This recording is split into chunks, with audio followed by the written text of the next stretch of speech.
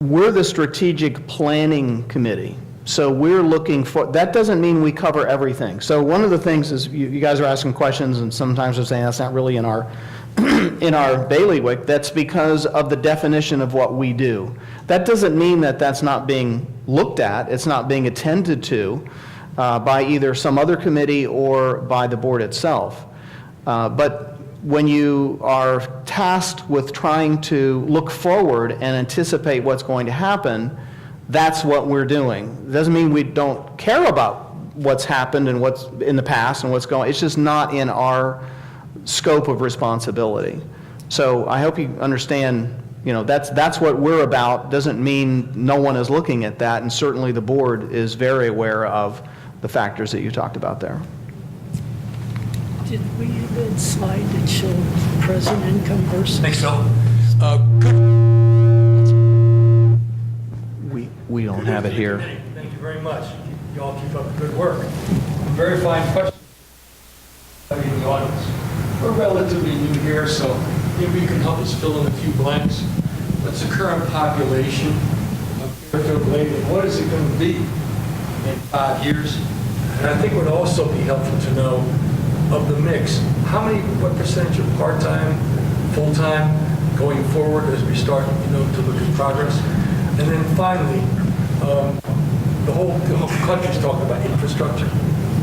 And I think it's always good to know about the roads and the potholes and going forward, because to me, the top of my amenity list sometimes is the roads and bridges. Let me try to address the first, the latest number that I just received is 8,000 population.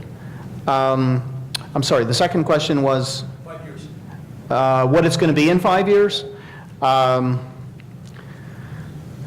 It's basically if we build more homes. I mean, you assume if someone sells a home, it looks like we're building about 80 to 90 homes. Unless that takes off, you're looking at maybe 150, 200 additional people a year. So it's a kind of a slow growth. What's that? Families, not people. Well, but I mean, the reality is typically we're talking about a two-person household. We don't have a lot of families moving in with kids. So you could do the math and say it's somewhere around 200 a year. And the third question was? Percentage of full-time. Oh, actually, since you're new, you want to go to the website and look at the results of the survey that was done last year, because that actually breaks down. One of the questions was, do you live here full-time or are you here part-time? How long are you here? Do you just own a lot? That might be instructive for you to take a look at that. It's on the website, on the Fairfield Glade website, and has a lot of data, demographic data that people filled out. And that's where we pulled information about income and how long people have been here and that kind of stuff. So I think that would probably give you that context for you. And I think, the overriding thing that we're really looking at is desirability. And what is it that 5 years from now is going to draw people into this community? Nobody can tell you, we're going to grow by 3,500 people. I mean, that's just a number. But what we do know, that if we maintain our effort to improve our environment here, to address some of these issues that continuously are coming up and try to improve the amenities, maintain the affordability, we will continue to grow. We will continue to be competitive with all these other communities that think, hey, let's throw up a golf course, put a swimming pool in and a clubhouse, and we'll put some track houses there, and we'll be a retirement community. We all looked at those when we were shopping around and for whatever reason decided not to do it. Because what drew us here was that the sense of community that we have a lot of well-developed institutions that can support a growing retirement community. We want to maintain that. We've got a lot of assets here. Fairfield Glade Resident Services, real added asset to our community. Good Samaritans, that's another good asset. There's a numbers of things like that going on in the future that will continue to be important to us. And those are the things that we want to try to put the emphasis on. Yes, sir.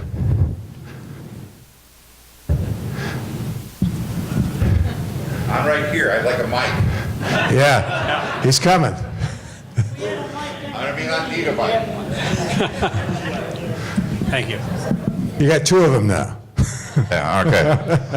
On the subject of population, When I moved here in 2011, the average number of houses coming in the market was 300 a year. So 450 doesn't even bother me at all. What bothers me is my next door neighbors moved in and bought an existing house. They originally wanted to build here. Every realtor or every builder they went to told them from the time they signed the contract to the time they could move in their house would be 18 months to 2 years. Because we don't have people to build, not the contractor, the people to work for the contractor. Okay? My last little comment is kind of sarcastic, is I hear all of this thing about affordability, affordability, affordability. It's very simple. My tax bill last year was $785. I come from New Jersey, it was $9,000 in 2011. Well, you said it. That's a big factor. There's no question about that. Yes, sir. Hey. Very good Okay. answer. Well, good. I'm sorry. I'll give you this one here. When I talked about the developer, are you going to share any information about what's going on there in this meeting? Well, if I knew. They're meeting with Are you talking about, what do you mean by development? You talking Yeah, Keyvine, or are you talking about the developer? Right. Tom Anderson. Oh, you're talking about Tom Anderson? Yeah. That's going to be a huge part of your strategic planning. It's a huge part. Well, do you want to take this, or you want to? Well, we've had discussions with them, but, like, part of what that's going on, and we're a part of this, but a lot of other groups are a part of this as well, is trying to develop a master plan for the community, a land use plan, all those things that have to be considered. And the developer certainly is a big part of that, as the board itself will play a big part. We will be a participant in that process, but we're not going to be the decision maker in that process. We might be an advocate for certain things, and some of those advocacy items will be coming out of meetings like this, where we're going to be able to say, well, what about this, or what about that? And so that'll be a part of it. But we're not empowered to talk about that, and I think that'll probably come out in subsequent meetings involving Mr. Anderson and the board. One quick thought that you might have, we don't know the answer to your question because Mr. Anderson doesn't know the answer to your question. It's early in the game for him. So right now, he's looking at, and the board is looking at, lots of options. If we knew something, we would tell you. So I don't want you to get the feeling like, oh, he told us what's going on 2 years from now, and we're not telling you. He's looking at lots of different options. There have been no decisions made. The only thing I'm aware of that's firm is he's going to build something called the General Store over off of Peavine, and my understanding is that's going to happen this summer. Beyond that, I'm not aware, unless somebody else can share something that's been decided. It's not decided at this point. So I don't want you to get the feeling like we know something and we're not sharing it with you. Okay, we got one here, and then we'll go back over there, okay? I think you guys have done a great job, and it's a wonderful platform. And if I go to the last, or the second to the last slide, which I think is like slide 55 maybe, oops. Anyway, it seems to me when you list the trends that you've sort of confined those trends to population demographics. And it would seem to me that it would be appropriate for a strategic planning committee to take into consideration, in fact, I've heard a couple of people say, well, you can't do anything about that, but workforce development, environmental issues, healthcare, taxation, climate change, and those things that are mega trends across the globe and across the country, because in some ways we will have to plan to deal with those issues in the future, and that may change what we do sort of in the short term in terms of planning for the long term. So I would think when you do your SWOT analysis, for example, those issues should be much part of that. They'll be part of the challenges. Yes. Yeah, that's a good point, and so you all know where we're headed here. We're going to be doing a strengths, weaknesses, opportunities, and threats analysis using some of this data and some of what the gentleman was talking about here, because when you get to opportunities and threats, you're dealing with the kinds of things you're talking about, labor shortages, what's the developer going to do, what is climate change, what effect is that going to have on us? Those are things that are not in our control, but we can react to them, and we can plan for them. So those will certainly all be on the deck for the SWOT analysis, which we're going to bring back to you guys the results of that and get feedback. So if we miss something, we're going to hope that you're going to say, hey, well, what about this? Let's add that. So. I guess one of my points would be that there may be things we can't do. If every community in the country says there's nothing we can do about workforce development, then we're going to continue to have a problem. Well, you know, I see your point, and obviously we're just not going to have a blind eye to all these things that are beyond our scope. But at the same time, I mean, I know that in this room alone, how many of you volunteer to mentor young men and women? How many of you have been volunteering in the schools? That's workforce development. That's looking to the future. Our community creates a lot of energy within Cumberland County.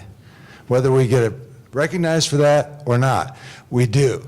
You know, and we support a lot of these institutions that support, you know, like that bring up these young kids and talk about trades and workforce development and labor development and trying to do that. So yeah, we're going to be a part of that, but that's something that we recognize, and other individuals will take on that responsibility. We'll also be aware of trends that impact us, and a lot of environmental trends will. But again, we can't do anything directly about it, but we need to be sensitive to them. Oh, wait, can I go over here first and then we'll go? Yeah.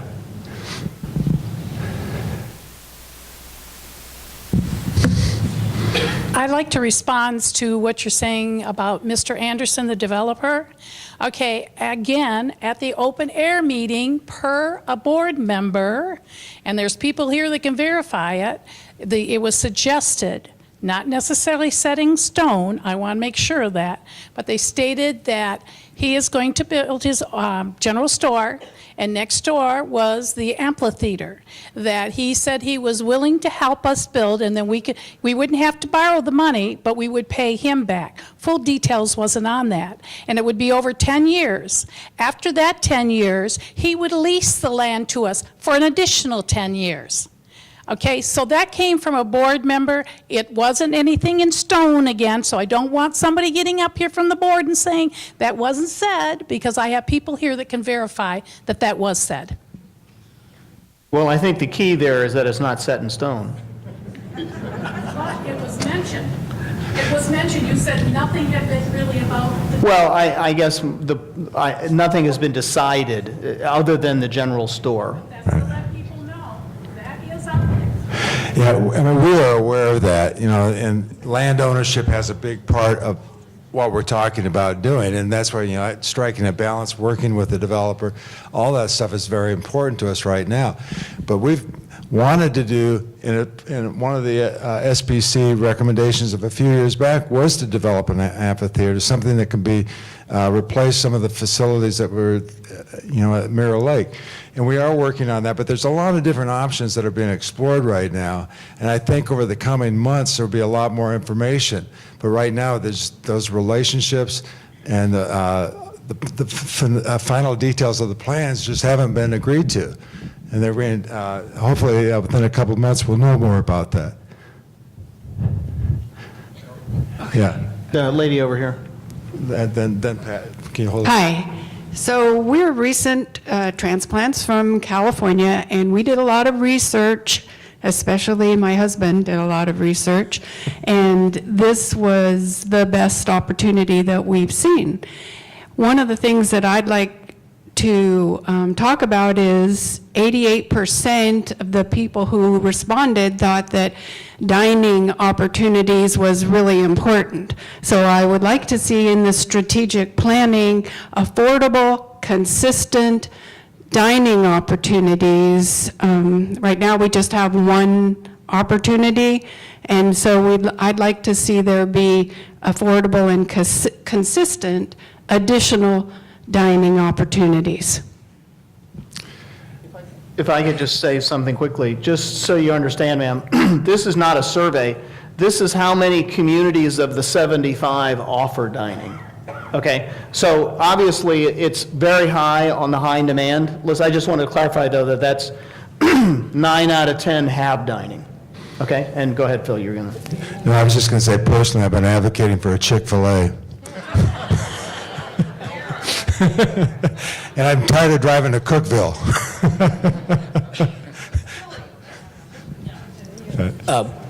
Phil, I'm an 18-year resident. First of all, I want to thank the Strategic Planning Committee for a great job, and Bill Booth, who got up and explained everything to us. You guys have done a terrific job.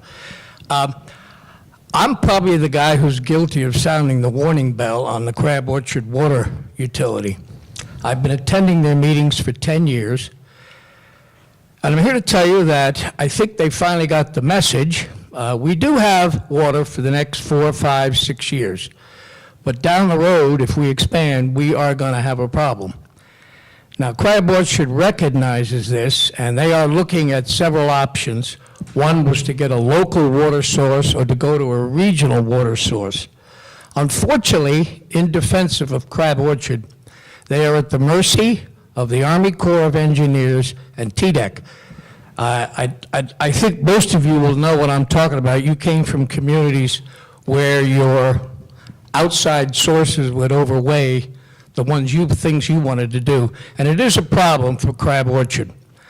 I have, as I said, attended all these meetings, and the Crab Orchard board now realizes they have got to stop kicking the can down the alleyway and get going. They are aware of it. The city of Crossville will be facing the same problem too. This is a unique area that we have 5 different water sources to supply all of our Cumberland County. So it is being worked on, I can assure you, and our board is well aware of it, and so is the SPC. And I think you're going to see some action over the next 6 months.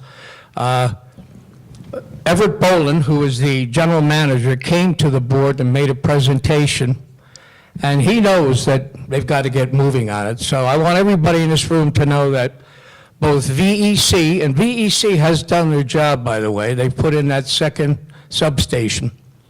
But, so we're in good shape for our power. But Crab Orchard realizes now that they do have to do something, because if we want to expand, we're going to need water.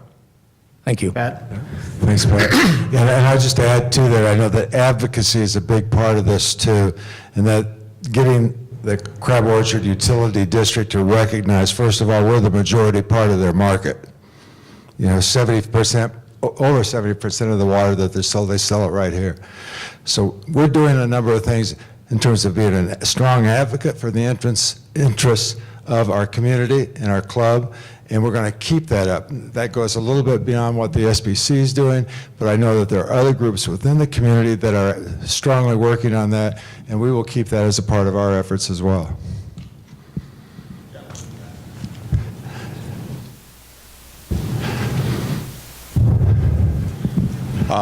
Going towards what a lot of people are talking about with, is there an optimal size for this community? I mean, is that something that a strategic group should look at? What is the optimal size? I mean, do you want to have continued growth, or are you looking to have a continued money supply, which doesn't necessarily mean continued growth? I'm just I'm interested to see if what is an optimal size. Obviously, if more people come in, there are more concerns about usage, about pollution. There's a whole bunch of things that, besides the fact they're bringing in money and they're going to be great neighbors to be next to, but I mean, is there an optimal size for this community? Well, you know, right now, I mean, there would appear that we have a option, you know, like 100 new homes a year might be the optimal amount that we can absorb through the labor market, workforce development, the number of contractors that are out there, all that stuff. You know, 90 to 100 was probably the upper end of what we can do there. The resale market is going to depend on how well we make this a desirable community to live. Because as we all sell our houses, or somebody sells our houses for us someday, we want to have people coming into this area. And so that's a part of what we're trying to do, is continuously making this an attractive and an affordable place to live, not just for the next 5 years, but for 10, 15 years from now, to the extent that we can do that. So it's going to be a balance, but I don't think we're ever going to see a major growth spurt. But we will have growth, and that'll be one of the things we advocate for. When I moved down here and built a home, I was not aware of how lax the inspections are. Sorry. I think we have electrical, but we are more concerned about the color of your door, or are you going to put up shutters, or do you have a lock on this or lock on that, than we are building a good home. My friend, who is an engineer, had to have Fairfield Glade come out and remove his roof. He fought with him for I don't know how long, but finally they removed the roof. Well, I can't comment about that, but I can comment, you know, that we all knew that when we moved into this is a state that doesn't put a whole lot of emphasis on zoning. And when it comes to the county, there's not a lot of emphasis on zoning. In fact, there probably isn't much at all. We found that out when we were dealing with the wind turbine issue, you know, a couple of years back. So, you know, that's something you have to be aware of. And that's part of doing the homework, too. You know, I know that knowing that that's going to happen, and we hired an inspector, 5 inspections during the construction phase. A lot of people have done that. So that's a marketing thing that the builder should offer. But that, again, goes beyond what we're capable of doing. But I think building a good quality home is a big part of that future growth that we all want to see. I'm back again. This time Nice to I'm see talking you. about food.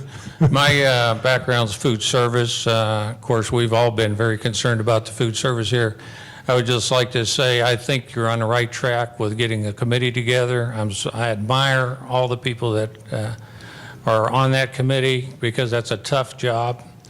And I think that's finally they're going to try to come up with some recommendations to resolve some of the issues that have been getting only worse as time goes on. So I hope they get all the support they need from everybody, because it's not going to be a quick fix. But I can tell you, we definitely need that committee and people like that to volunteer. And I was, even though I have my background's food service, I would never sign one of those non-disclosure statements either, and therefore I could never be on that committee. So I didn't like to hear that. Okay. Yes, sir. I apologize. I think maybe I missed what it was what your group is supposed to accomplish. I was wondering if you would give us a specific description of your deliverables that you're going to take to the board. What is it you're going to do?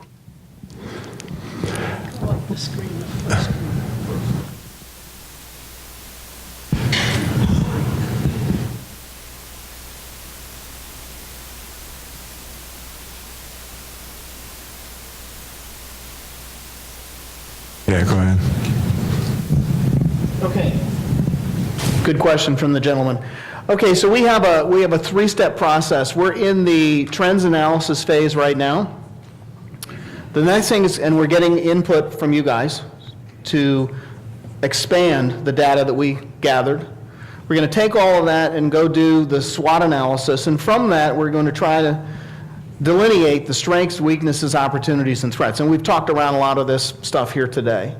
We're going to come and present the results of this to you and get your feedback on that. Then we're going to, as a committee, come up with some recommended updates to the strategic plan, which is out on the website. If you want to go out and look at it, you can see the current strategic plan for Fairfield Glade. We don't think that plan is where it needs to be, and so we're going through this whole process. We will come back to you and get feedback on those recommended changes, because the strategic plan is really the document that drives a lot of stuff. It drives the board, it drives the committees, it drives the community. It's a written plan that says what our priorities are, what the core values are, what the key issues are, all of those kinds of things. And each one of these steps, we want to hear from you. And then, of course, the board is going to deliberate on those things, and you'll have an opportunity to give input to them directly. So this is the process we're going through, and by the fall, we will have these strategic initiatives on the plate of the board to consider. Each step of the way, you're invited to participate and hear where we're at.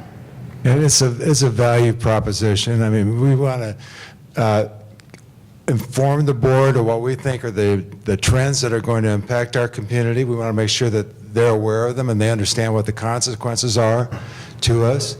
We want to make sure that they understand what maybe some of the options are as far as maintaining that community viability and what the community is going to look like maybe 5 years from now. So a lot of it deals with that, like what if and maybe, and this is what we're seeing. But we'll also be an advocate for certain things. We've done that in the past. We'll continue to do that in the future. But right now we're at the stage, are we talking about the right things? Are we reflecting what you want us to be talking about and thinking about and doing? And we want to get your input from this process and then try to incorporate that into how we go forward. We won't be able to do everything because it goes beyond our scope. But there are a lot of things that I know you mentioned here today that is within our scope. And we are going to address those or do the best that we can to address those and work with the board and other leaders. Is it an annual exercise? Yes. It will be. This is the first time we've done it. Just one other quick comment. My guess is this is going to make a lot more sense next meeting.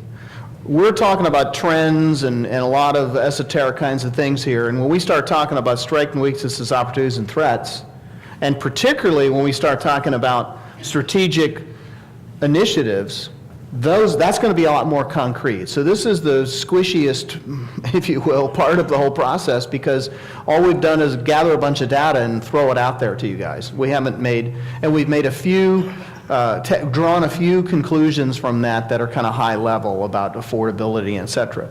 I think the next meeting is going to be, is going to have a lot more meat for you. But we had to start, we have to gather some data, and we didn't want to just go right into the SWOT analysis and not even get any feedback, and the feedback that you've given us, Jim's already on page 2 here of comments here, so we're going to take these into consideration as we enter this next phase here. And by the way, Jim will be the star of the next one. He'll be doing the SWOT analysis. I think you're going to find what some people call strengths, other people have weaknesses. So that's why it's going to be the fun one. That's why they gave it to the shy guy. Okay. Lady right here. Bill, could you please tell me, when are you guys going to spring on us about the concert park? When we're going to spring it, did you want us to spring it on you? Well, we know that's coming. So is this preparation? No, I think that's more of a board issue. We're really not at ground zero on that. That maybe Jeannie or Ken can talk about that. I mean, we can't really do anything until we have some indication of what Tom Anderson thinks his options are. So it's early in the game. I know that you had heard that one option was to do what you described, but that's not set in stone. And the other thing is this long-range planning of all of these different properties could change that. There are a number of properties and land tracts that could be in play, and land swaps with the developer, and all kinds of things like that are not solidified yet. So I think the concept that you're reacting to at this point is just one of other potential, who knows if it's really going to happen there. And I will say, though, that going back 2 or 3 years, this committee was an advocate for the amphitheater.